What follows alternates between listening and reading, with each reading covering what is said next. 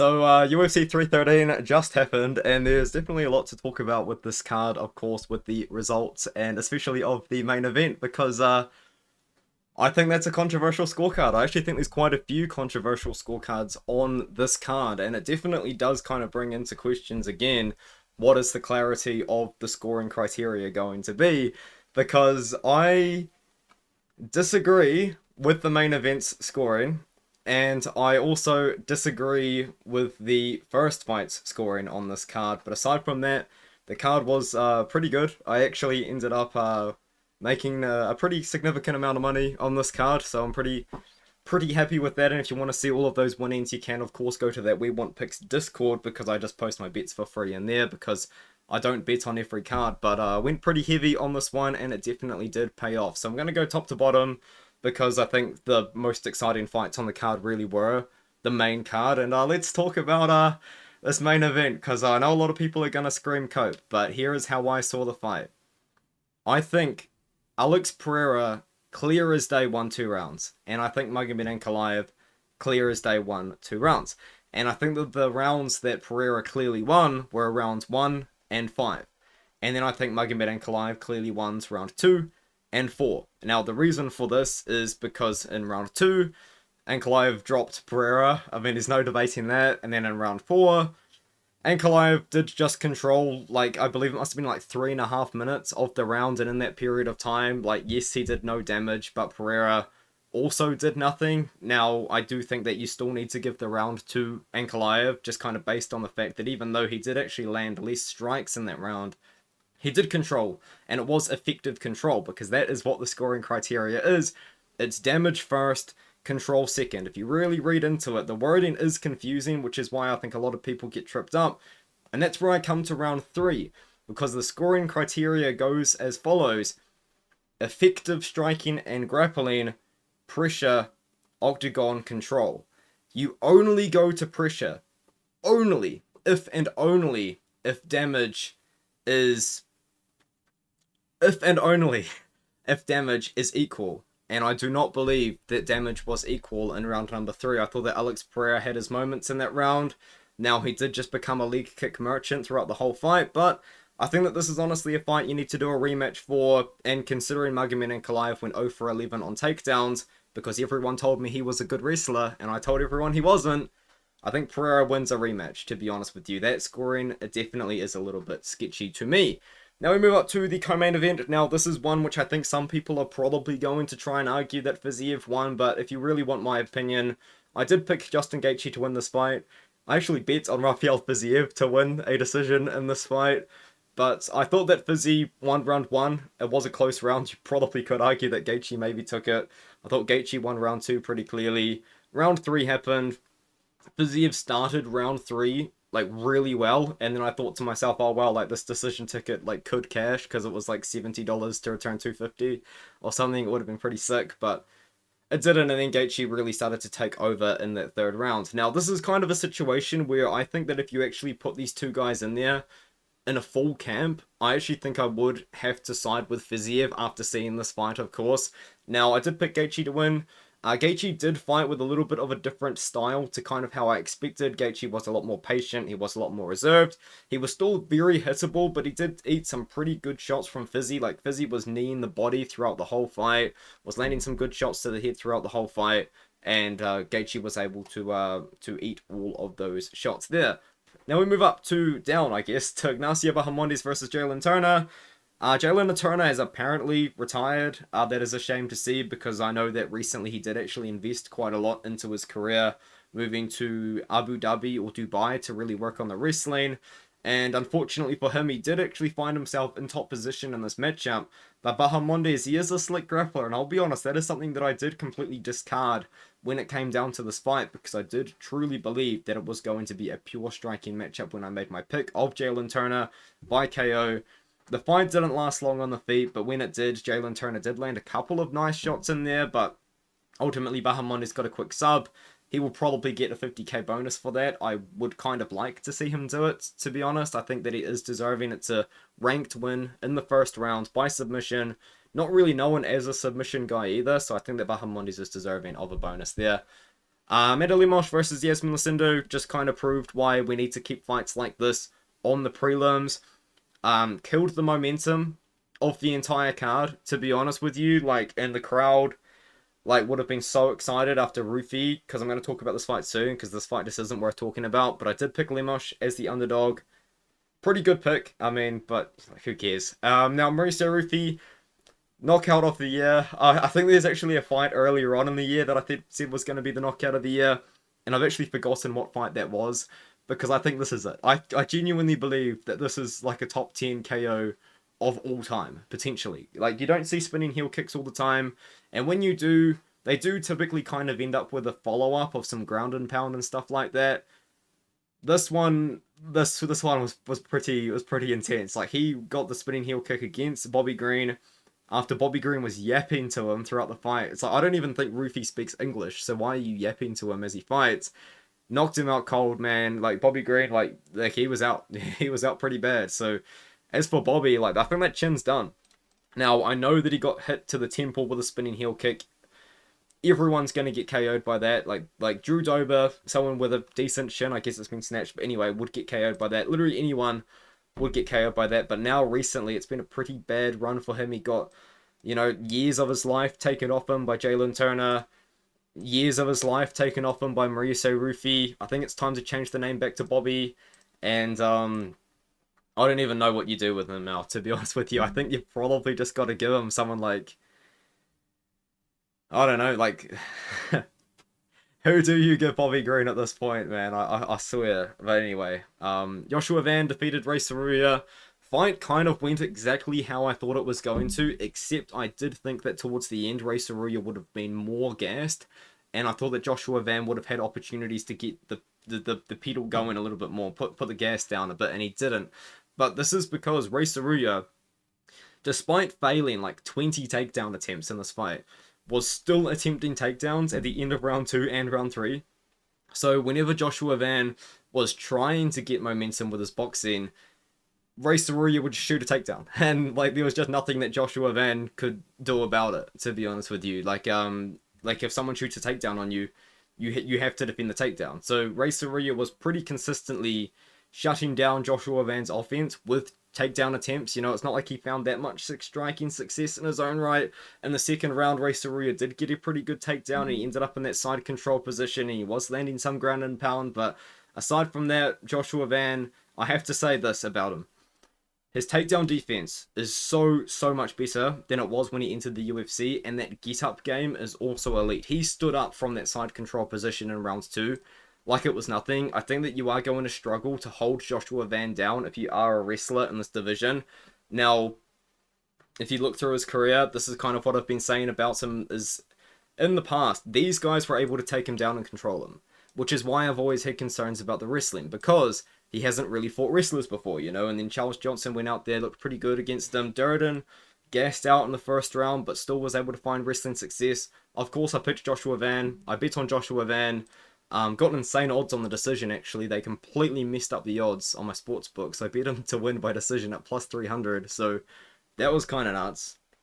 And ultimately, of course, he went out there and ended up getting that decision win. Now, Bruno Ferreira went out there against Armen Petrosian. This is actually kind of a fight that I regret picking Armen Petrosian on, because I have to be fully transparent here. I actually bet on Bruno Ferreira, but here's what I did. I bet on Bruno Ferreira to win by KO in round 1. I bet him to win by submission in round 1. And then I bet him to win by KO in round 2. Why did I not just follow up with another submission bet on Bruno? It must have been paying millions, dude, because that was a pretty sick submission that he ended up getting. The fight was kind of like odd, Bruno was pretty aggressive on the feet, but I think you could tell that Armen was the better striker out of the two. And whenever Armen was getting aggressive, he was finding the success, but I think that it really slowed him down. Like, Armen Petrosian completely gassed out in that second round. So Bruno's pressure, Bruno's power, Bruno's takedown attempts really kind of just slowed him. And I think for Armen, this is a really awkward kind of situation for the UFC, because I actually think they're going to cut him. I think Armen Petrosian just fought his last fight in the UFC. He's 34 years old, not on a good losing streak right now, but he's good enough for the UFC. That's kind of the thing. Like, it's a pretty awkward situation, but unfortunately for him, he's probably going to have to go, like, maybe you see Armin Petrosian go and fight for Octagon, or I don't know, like, was he fighting for ACA? Probably goes and fights for ACA. Maybe he goes and fights for UAE Warriors. I don't know, kind of an awkward situation for Petrosian. I don't think we see him again, but he is a good fighter, so it's kind of sad to see. Carlos Leal, huge KO over Alex Morono. The fight starts, Leal gets aggressive, Morono starts throwing down. When Morono starts throwing down on the feet, he always loses, and that's just kind of what happened. Leal was absolutely smoking him throughout this whole fight. If you saw the Discord, I had a very sizable amount of money on Leal to win inside the distance, and I'm quite glad that it happened, I have to be honest with you. And yeah, Leal just beats him up. I think the real story of the fight was the body shots. You know, I think it was the hooks to the body, and then after that, well, there's the thing as well about Morono. I have to say, this guy's tough because Leal had Morono like knocked out on the feet. Like Morono was fighting off of instinct. He was not there, and Leal genuinely landed like a 4, 5, 6 shot, huge combination to the body, and Morono never folded, never really got hurt in that situation. So Leal had to start going upstairs, which is kind of crazy because there were some hard shots to Morono's body, man, that he was landing. I think even if he somehow managed to survive round 1, Leal would have finished the job in round 2. Unfortunately for Angelo, that over 1.5 didn't hit. I don't know. Leal, I feel like Leal was destined to absolutely smoke Morono, and that's exactly what he did. Now let's talk about some controversy here. Myron Santos versus Francis Marshall. I am surprised that MMA Decisions doesn't agree with me here. If you guys don't know what MMADecisions.com is, it's a website that compiles all of the reporters that score their fights on Twitter. That all goes on MMA Decisions, and you can see if it's a close decision, whether the reporters agreed with the judges or they didn't. And the public also doesn't agree with the judges, because I do agree with the judges. That's the crazy thing about this fight, is people are saying it's like, I even saw someone say on Twitter that it's the worst decision in the last 10 years. Like what? Like where is this coming from, man? Like, I genuinely believe that Myron Santos won this fight. Now, you could say, oh, you had money on Myron Santos. I had money on Myron Santos by KO, so it didn't actually matter who won the decision. But I think Myron won, because even Myron in his own post-fight interview said how the fight played out. He lost the first round because he got dropped at the end of the first round, and then Francis Marshall did proceed to do a bit of a Michael Chandler and try to absolutely smoke the back of his head. You know, really kind of taking the advice of the MMA guru, I guess, in that situation. You know, so Santos, you know, could have maybe like had a bit of time off if the ref kind of was a bit more onto it, but he wasn't. But Santos loses round 1. Santos wins round 2. Like, I thought somewhat clearly, you know, Francis, I guess, he got takedowns in round 2, but it's a damage-based scoring criteria, which I think is key here. Damage trumps everything when it comes to scoring, and Myron Santos did more damage in round 2, and I don't think many people dispute that. I think a lot of people think Myron Santos won round 2, and this is where I get quite surprised, is people think that Francis Marshall won round 3. I thought that was the clearest round for Santos. You know, Santos outlanded Marshall more than 2-1 in round 2, and then he proceeded to outland Marshall, I believe, 2-1 again in round 3. So Santos outlanded, even despite being outstruck quite significantly in the first round due to the knockdown and all of the ground and pound, still outstruck Marshall overall. He landed more strikes over 3 rounds. I thought Myron Santos won round 2. I thought Myron Santos won round 3. Seems like I'm like on a hill there, but it's a damage-based scoring criteria, and if you look at who did more damage, it was Myron Santos. Now, here's the situation though that I think that he's in right now. You can't look like that against Francis Marshall. And this is another thing that I forgot to bring up, is the commentators were like glazing Francis Marshall like no tomorrow, saying he's like the next big prospect coming up. Before this fight, he was 1-3 with a round 1 loss to Isaac Dalgarian and a split decision win over Dennis Bazooka, who was also 1-3 in the promotion right now. Like what were they trying to hype up? I'm a little bit confused, but yeah, as for Santos, man, I'm way lower on him. I don't think that you can put on a performance like that against Marshall. Now we move up to round 3.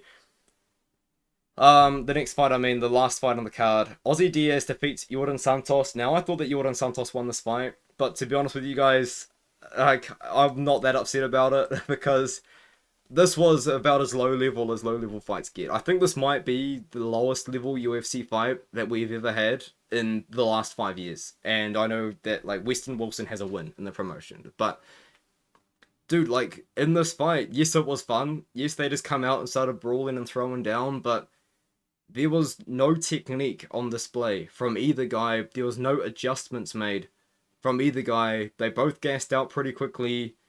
Like they didn't adjust to anything. They just threw up a sloppy fest. And I mean, like I thought Jordan Santos won. I think it was round 2 that was the close one, but it was a long time ago now. It happened this morning. It's near 7 p.m. now. Um, Santos landed more, but I guess you could argue Ozzy Diaz landed cleaner. I don't know. I don't really agree with this decision, but maybe this is actually one that I need to actually look back and rewatch and then use my damage-based scoring criteria, because at the end of the day, who was showing the visible damage in the fight? It was Jordan Santos. So that definitely comes down to it. And I think round 3 as well was a pretty close round that I think Ozzy Diaz was given, which I think you could... No, round 3... Ozzy Diaz clearly won round 3. Ignore that. I think it's round 2 that's the kind of the close one, the controversial one, because both guys rocked each other, but the way that I viewed the fight was I thought that Jordan Santos had longer moments and Ozzy Diaz had shorter moments. But like, who cares? Like, neither of these guys are going to become anything. Another situation where the commentators were glazing Jordan Santos, like, no tomorrow. And I was kind of thinking in my head, I was like, this isn't going to work out, guys. Like, Jordan Santos is probably going to beat Diaz and then just lose to the next guy. But Ozzy Diaz gets a win. And as for Ozzy Diaz, he's a fun fighter, so I'm actually pretty happy about him getting the win, because it means he's going to stick around and probably put on more fun fights in the future at 185 pounds. But 205 pounds, a dead division, man. Like what we just saw between Ankalaev and Pereira in round 4, that's your title fights now, boys. That's your title fights. Another division dead. Wow. I don't know. Let me know, how do you score round 3 for Ankalaev? Because I just can't do it, man. I just can't justify it. Like, it's just, yes, he moved forward more, but that doesn't win fights. Pressure doesn't win fights. It's damage. Damage wins fights. But I'm going to leave it with that. Let me know what you think in the comments below.